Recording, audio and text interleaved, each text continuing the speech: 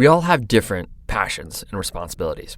Right now, for me, that looks like being a dad to two incredible kids, being a partner to Becca, my creativity, and my athletic outdoor play. I have this rule of thumb that I remind myself about constantly in order to make the best choices with my time, and also as a way to be kind to myself. If I'm thoughtful and organized, I can do 3 of those endeavors at a very high level. I can do a 4th. It's just not going to be at the highest level. 3 things well, the rest, you can't be surprised by the results. This ground rule, in my mind, it's pretty much written in stone. But a few times, I've met someone who defies that truth. Majka Burhardt is one of those people. Majka has a new book out, More. It's a story of growth and struggle, of parenthood, of climbing, and making a difference in the world, of the highs and lows that come with trying to strive for excellence in all those endeavors. Majka and I sat down to talk about her new book, her experiences, and that beautiful struggle. Here's an excerpt from that discussion, which is now live on the Diaries Plus.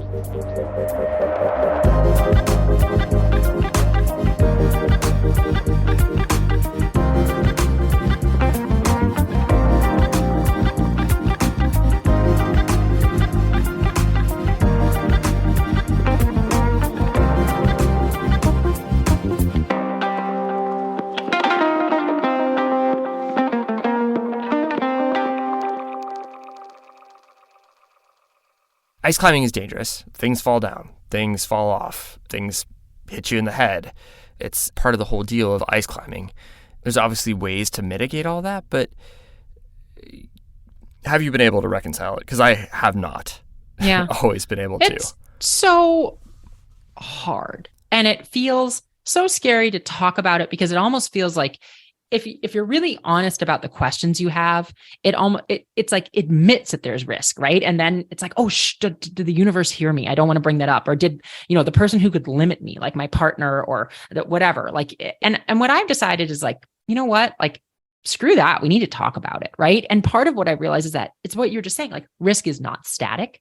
How sometimes we make choices that we don't even know we're making. Like we're ratcheting it down, but it wasn't because we had this we were ratcheting it down, but it wasn't because we had some sort of meeting with ourselves or with our partner, like, let's do this. But suddenly it's like, whoa, we're not doing those objectives together, right? Like Peter and I were talking this morning actually about, like, I really want to go to Newfoundland and go ice climbing. And who I want to go do that with is my favorite climbing partner, which is my husband. And I'm like, I don't think we're ever going to go to Newfoundland together and go ice climbing. Like, I don't think that feels like the right idea. And we both feel like that. It feels like a little bit too far off the beaten path for us both to be. And it's like, what happens with a kid? Like we don't have an ecosystem of grandparents. We have wonderful grandparents, but we don't have the ones who are like, they don't come and just take care of our kids for multiple days. So not only is it logistically hard to figure out, like, it doesn't feel right at this point. Like, it's like too remote, it's like, okay, so we're going to go do really big ice lines, the two of us. Really? But then you start playing this game in your head where you're like, well, if it's not okay for us both to do it, why is it okay for one of us to do it? Right. Like, and you start, and it becomes this Pandora's box of like a hellscape that makes you feel like you're never going to do the thing that you love anymore. And so then you're like, okay, let's put the lid on that. Let's not talk about that anymore. Let's not think about it. And so I think we have to, as we learn our way through risk as parents, and even when we're not parents, you kind of have to like peek open the box and look at it and make a decision. Then you close it and then you come back to it. Like, it's not, some people do. Some people are like, I don't ice climb anymore. Right. Like, I've talked to many people who are like that. They're like, that's how I'm going to manage it. But, oftentimes they're like mountain biking like crazy, which is like, I feel like the progression of climbers, like, I'm going to stop climbing and I'm going to mountain bike. And, it's like, well, all right, tell me how that goes. So I think that I rationalize my choices a lot. Right. And I'm aware that they only work in my head and they only work for how Peter and I are making those choices. But in the end, that's really who we have to, those are the people who have to be in the conversation because we're the ones who are going to impact each other the most. And eventually, like Arena and Kaz they're sort of like on the margin of that conversation because they're obviously going to be impacted by it, but they're not the ones like stepping into it. And I think that I fully acknowledge that for many people, what I do would feel like too much. And I also feel like I can do it really safely. And I don't take risk lightly. I take it very seriously. And I always make choices around how to be safe.